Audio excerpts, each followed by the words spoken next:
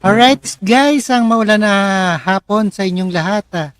Ito na naman ang isang update, weather update ni Rob Trip Reacts.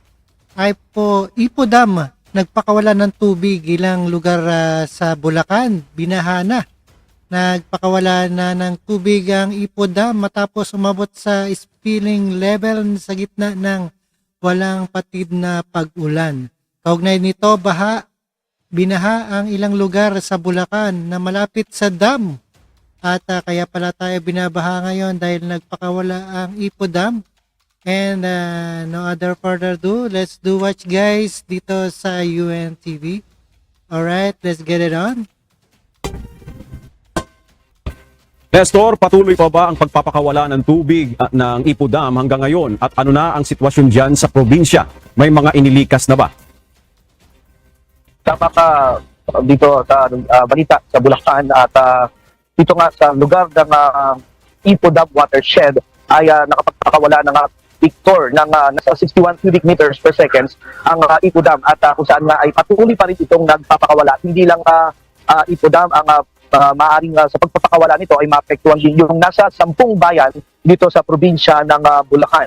At Victor, sa kasalukuyan nga ay nasa 61 cubic meters per seconds yung pinapakawalan ng tubig ng Ipo Dam at inaasahan din na ang mga lugar ng bayan ng Hagunoy, Kalumpit, Malolos, Pombong at itong mga lugar naman ng San Jose del Monte, maging sa lugar ng Marilao, May Kawayan, Bulacan ay makararanas nga ng pagbaha din at Victor, dito rin bukod doon sa bago pa magpakawala itong Ipo Dam kanina ay marami ng mga lubog na baha doon sa mga binanggit kong mga bayan. Partikular doon sa May Kawayan, Bulacan kung saan nga ay not possible na yung mga sasakyan doon sa lugar dahil may mga daanan doon sa MacArthur Highway, partikular na hindi na madaanan doon sa crossing area. Paging sa Marilao, Bulacan naman ay marami ng mga bahay ang lubog sa baha, partikular doon sa Lambaki na Marilao at Marinel kung saan nga ay nagpas sa tao na yung tubig baha doon sa kanilang mga lugar sa mga nabanggit na mga barangay at inaasahan din na patuloy pa rin nga yung pagtaas ng tubig baha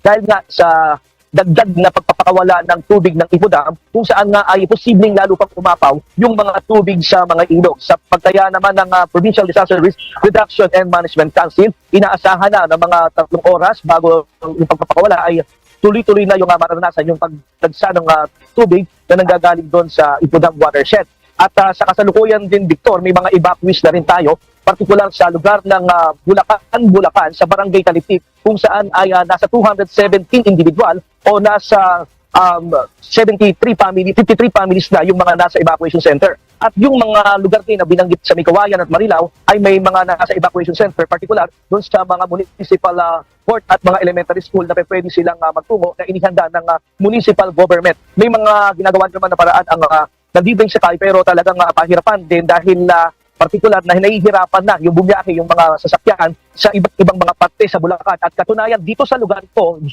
Victor, sa Malolos, kung mapapansin mo, eto lang. Alright, sa Malolos yan, sa Bulacan.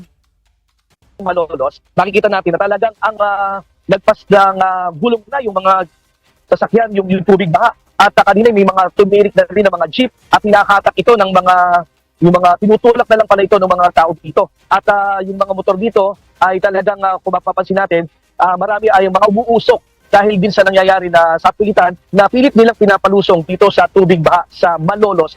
At hindi lang dito sa Malolos, diretso mo itong MacArthur Highway, maging sa Bukawi, Bulacan ay baha na rin sa MacArthur Highway, Marilao at maging sa May Kawayan, Bulacan, kung saan nga ay sa Marilao, ito yung Ibayo, itong lugar ng Santa Rosa Dos, yan yung mga... Alright, lahat halos sa Bulacan ay binahana ang mga daanan dito sa lugar na talagang apektado ng tubig baha. Inaasahan na rin na patuloy pang pagtaas ng tubig baha dito sa probinsya, Victoria.